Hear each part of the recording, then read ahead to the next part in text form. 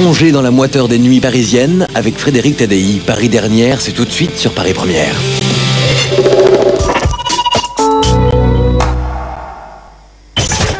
Dimanche à 20h50, la magie du cinéma vous fait vivre le temps des Pros Chevaliers avec Sean Connery et Richard Gere. Je sais très bien quand une femme a envie de moi. Je le lis au fond de ses yeux. Ce n'est nullement le cas. Si cette bataille doit avoir lieu, je suis prêt à la mener. À l'attaque! Vous êtes un homme valeureux qui n'a peur de rien. Dites-moi ce que je dois faire et je le ferai. C'est votre vie. Je vous la donne. L'aimez-vous? Oui. Pourquoi? Pourquoi? Plongez au cœur de la légende du roi Arthur. Lancelot, dimanche à 20h50 sur Paris Première. 45 troisième.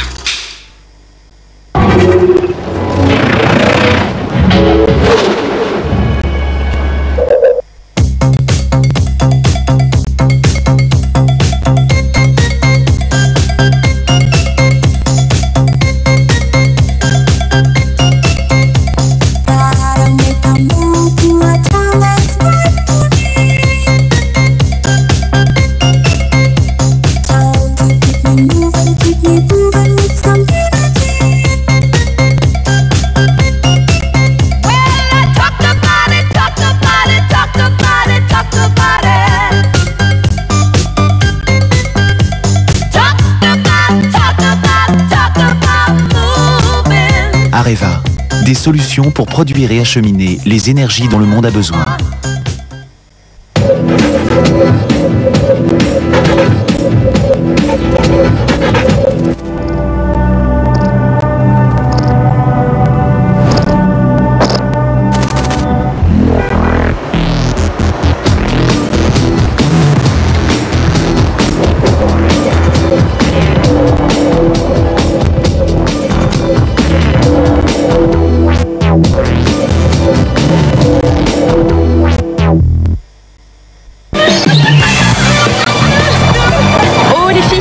C'est le plus beau jour de ma vie. Oui, aussi, tu sais, c'est le plus beau jour de ta vie.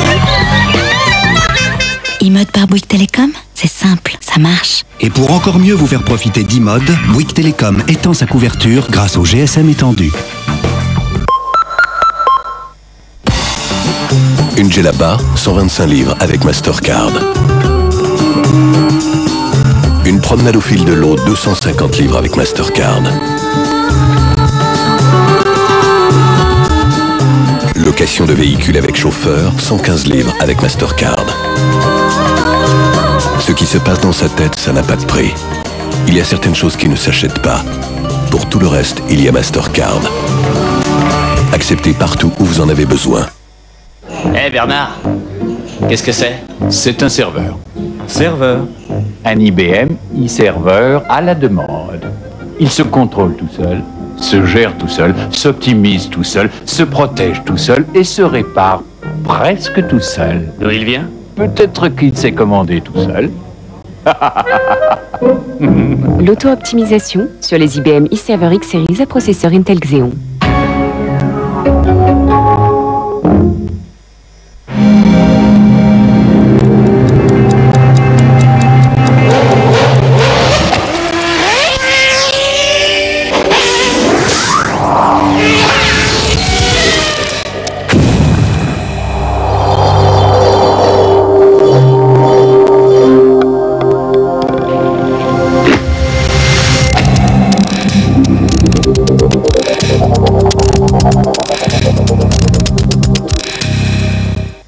Ludivine Sagné et la petite Lily. Un beau petit ange, aussi léger qu'une fleur de charbon. Avec Judy Depardieu récompensée par 2 Césars. Le cinéma pour lui c'est sacré.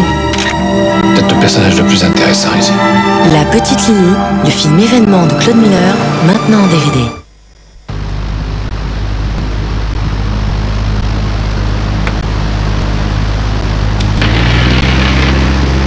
Malteser, un délicat cœur croustillant enrobé d'une fine couche de chocolat au lait.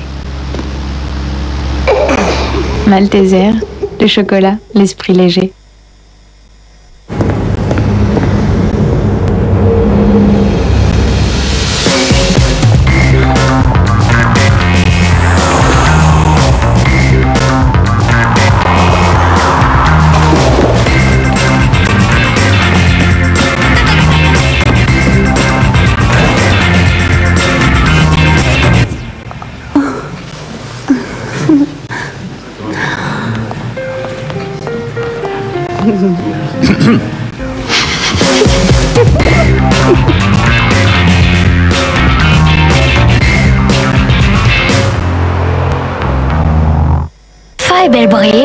Il y a longtemps, vivait un bossu, ses 6 filles et sa femme qui attendait un 7e enfant. Comment être sûr d'avoir un fils? Demanda-t-il à la vieille du village. Part à la recherche de l'eau de Kézak. Épuise sa force à la source. Encore une fille, mais heureux il était car bossu, il n'était plus. On dit que cette eau apporterait gaieté et longue vie à quiconque la boirait. Et qui s'appelle Orio, Kézak.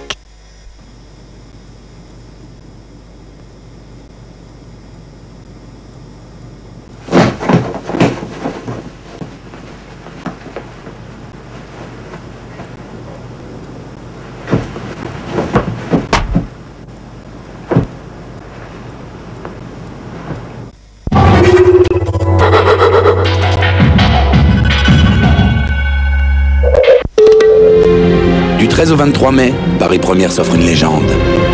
7 films pour une semaine Clint Eastwood. Vous dites tout? Tour à tour tombeur, aventurier, cow-boy, cavalier solitaire et justicier. Préparez-vous à un face-à-face inoubliable. Alors, prêt pour le grand frisson? Oui, je le crois.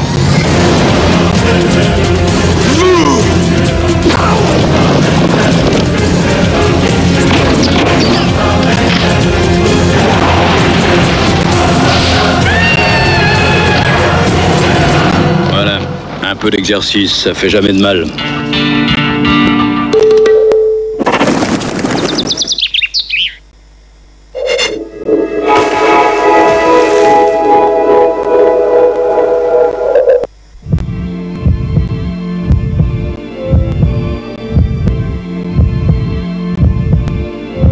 Pourquoi devrait-on renoncer à une voiture de caractère quand on fonde une famille? Pour une fois, écoutez vos enfants, même tout petits.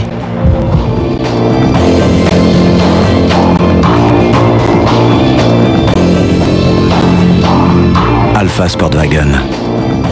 La beauté ne suffit pas. Je me souviens, je me rappelle, ce temps, celui cher à mon cœur.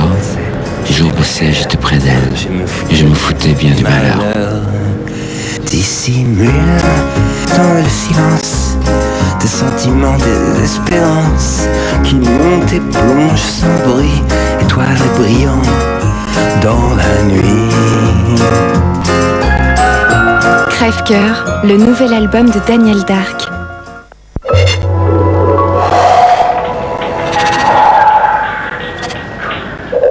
Je demande la permission de placer encore un mot. Ensuite, je n'interromprai plus que rarement le récit. Puisqu'il nous est défendu de faire du roman historique, nous sommes forcés de servir la sauce sur un autre plat que le poisson, c'est-à-dire les descriptions locales, le sentiment de l'époque, l'analyse des caractères, en dehors du récit matériellement.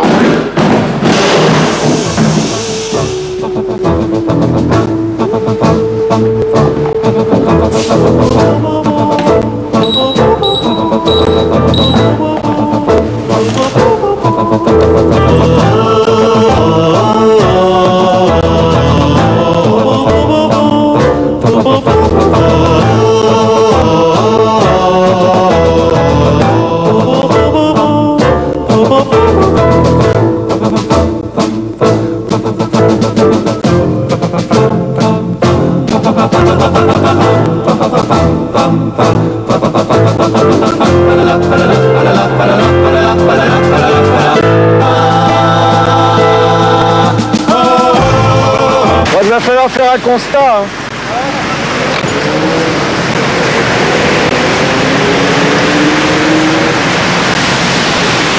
Je dis, il va falloir faire un constat. Ah ouais, absolument, là, parce que ça ne peut pas durer cette histoire-là. J'étais bien de droite. Là. Enfin, je suis pas vraiment de droite, mais j'étais à droite en tous les cas. Qu'est-ce que c'est? C'est le train des pompes. C'est une petite installation. Il y a les 600 personnages qui sont déjà installés dessus. Ça a été installé par des gens qui ont démonté un des petits personnages. Si tu veux en démonter un. Et tu le mets en scène.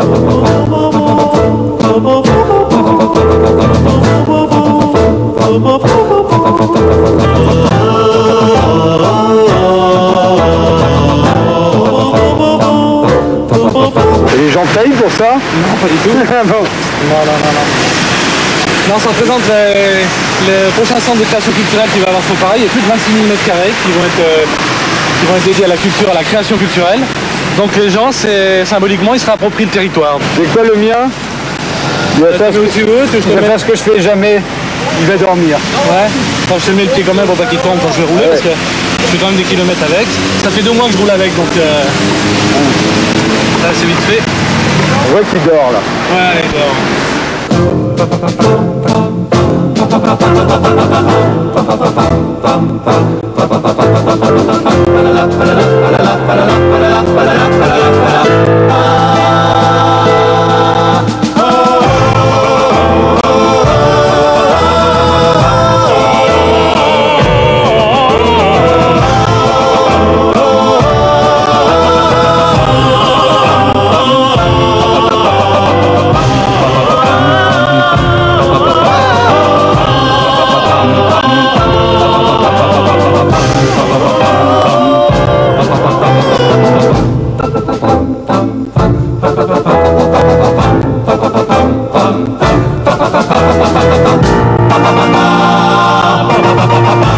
Ici, ça a 100 ans, enfin ça a plus de 100 ans maintenant. Ça a 102 ans et ça a changé quand je l'ai repris parce qu'il y avait un truc qui était très très sympa, mais c'est vrai que ce à quoi ça correspondait, il y avait beaucoup de choses qui étaient un petit peu anciennes. Démodées, vous pouvez dire le mot, c'était démodé.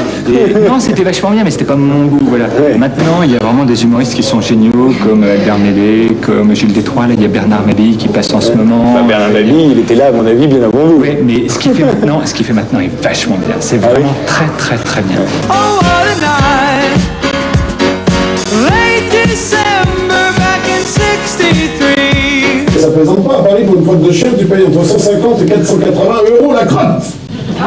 Prix du kilo de truffe à Rungis. Et il est très fier de ça, alors que c'est un truc qu'il a piqué à Chirac quand il était maire. C'est Jacques qui avait inventé ça. Jacques l'avait dit, le propriétaire du chien qui chie, rac. Alors il est bien.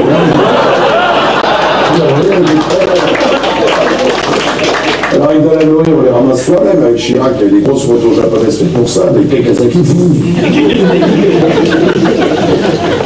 Dans les quartiers de droite, moi j'habite un quartier de gauche, on les ramasse encore à l'artisanal, à la semelle. Ça vaut mieux, les mecs sur les motos, des vrais dingues. On a vécu un drame familial intense. Mon épouse avait un chihuahua dans la machine, elle n'a rien vu non plus, 5 ans qu'elle balade le collier et la laisse. Ce qui explique qu'on voit pas beaucoup Sarkozy sur les trottoirs de Paris. Là, putain, oh, qu'il est petit, qu'il est petit. Les Japonais l'appellent le banzai, tout petit.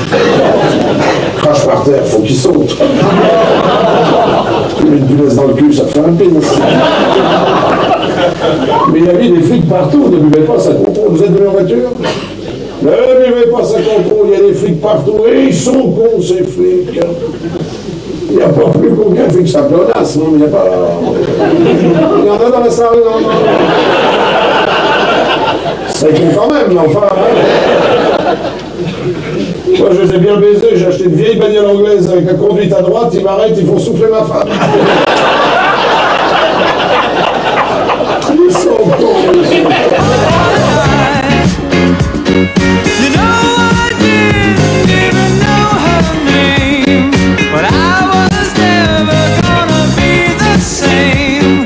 L'histoire des chansonniers, c'était au départ, vraiment, ça remonte à Rodolphe Salis, c'était des gens qui chantaient sur leurs propres textes. Et initialement, c'était juste avant la Révolution française, c'était vraiment toute la façon dont s'exprimait la contestation populaire, parce qu'il n'y avait pas de journaux, il n'y avait pas de texte. Énormément de caveaux, dans lesquels il y avait tout le monde, de Victor Hugo à l'auteur de l'International, à tout le monde vraiment allait dans les caveaux. Les caveaux. Et il y avait des centaines de caveaux, comme il y a des centaines de cafés-théâtres maintenant. Ouais. Mais des caveaux, il y en avait des centaines. Il n'y en a plus qu'un qui a continué la tradition, c'est celui-là, mais il y en avait plein. C'était l'underground de l'époque, c'est de là que Vigneault, peut-être. C'est ça. Pierre Dac avait démarré un petit peu avant la guerre, mais Francis Blanche a démarré effectivement pendant la guerre. Mais pendant la guerre, Charles Aznavour a démarré ici, il était audio. Il y avait le nombre de gens qui sont passés là-dedans, y compris des grands chanteurs. Enrico Macias est passé ici, et tout le monde, de Charles Dumont à Moulouchi et machin, etc. Et puis là-dessus, dans l'après-guerre, les chansonniers se sont mis à faire beaucoup de politique parce qu'on ne pouvait pas en faire juste avant. Donc ils se sont mis à faire beaucoup de politique. Et tout le monde a gardé l'idée, c'est de la politique, parce que comme il y avait besoin de beaucoup d'humoristes à la radio, ils les ont pris au caveau de la République. Pourquoi ça s'est démodé à un moment? C'est pas que ça s'est démodé, c'est qu'il y a eu mai 68. Ça vous emmerde le mot, mais c'est vrai. Pas du tout. Il y a eu mai 68, et en 68, ça s'est pas démodé. Le caveau de la République a raté la marche. C'est devenu très très mauvais. C'était un endroit dans lequel les gars se gobergeaient en faisant un petit mot du. Il y a beaucoup de jeux de mots. Les jeux de mots, ça s'est démodé. Voilà. Ça. Ils étaient habillés en costume, etc. Ouais, c'était vraiment tout un truc. Et à ce moment-là, la rue contestait 10 fois mieux. Pour vous dire, le titre de l'époque en mai 68, c'était Atterrisque le Gaulois. Donc ils avaient complètement raté. C'était pas démodé, c'était fichu. Mais ils s'en sont pas rendus compte parce que le public continuait à venir, parce que comme ils les avaient entendus à la radio, tout le monde voulait voir à quoi ils ressemblaient. Il y avait l'Orient Coin, je me souviens, moi quand j'étais petit, il y avait l'Orient Coin. Avant ça, il y avait Sérieux s'abstenir à la télé. Sérieux s'abstenir.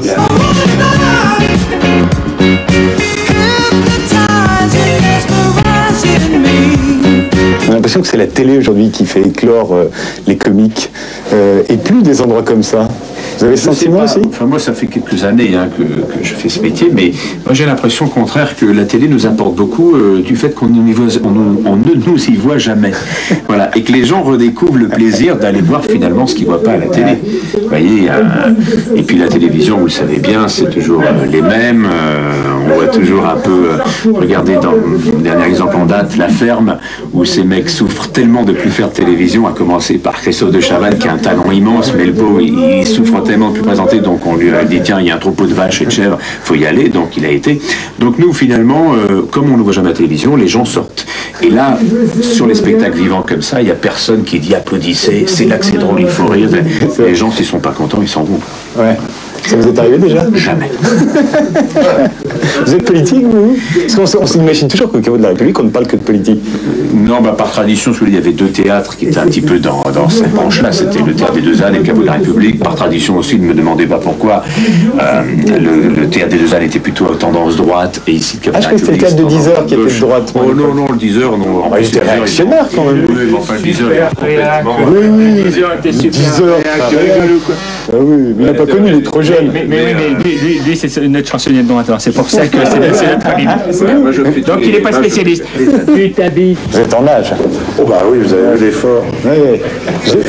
20 minutes d'effort terrible. Vous qui êtes là depuis très très longtemps. Où, ici? Oui. Enfin, non, je suis là depuis à peine un mois. Ah, dans le circuit, oui. Ah oui, vous allez faire un véritable jeu comique. Protégé par Greenpeace. Qu'est-ce que vous avez vu changer, vous, au cours de votre carrière? Ce qu'on appelle les chansonniers, bien qu'on sache que le mot... Je pense qu'on peut être de plus en plus vachard, quoi. Ah oui? Oui, de plus en plus vachard, on peut dire de plus en plus de trucs, et ça, c'est vraiment bien. Ouais.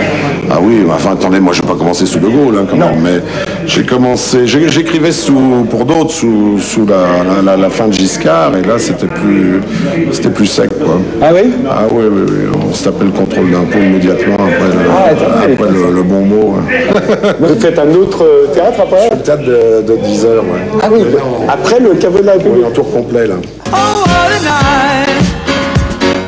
Late December back in 63. D'ailleurs, sur cette délicate question que l'on ne peut manier qu'avec d'infinies précautions, la question délicate du port du casque en mobilette. La loi islamique est on ne peut plus claire. C'est le seul cas où le port soit obligatoire. Et c'est dire le mérite de déclencher un immense élan de solidarité internationale, ainsi sur l'initiative d'associations charitatives. Certaines familles américaines généreuses, et c'est émouvant, ont envoyé aux familles afghanes nécessiteuses des petits paquets de riz par chronopost. C'est ce que les Américains ont baptisé avec beaucoup de pudeur l'opération riposte.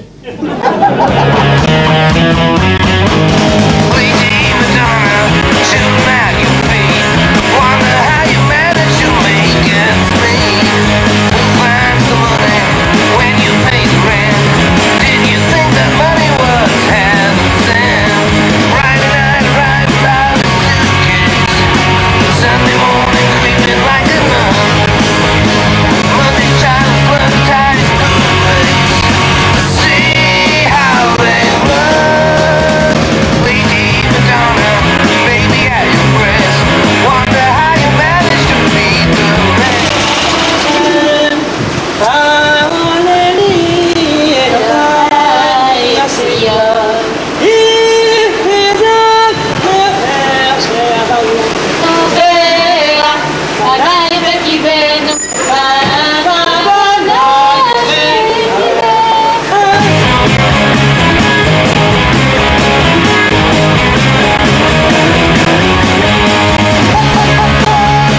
alors comment tu t'appelles? Parce que moi je sais même pas. Moi je m'appelle Shmuel Eliaou.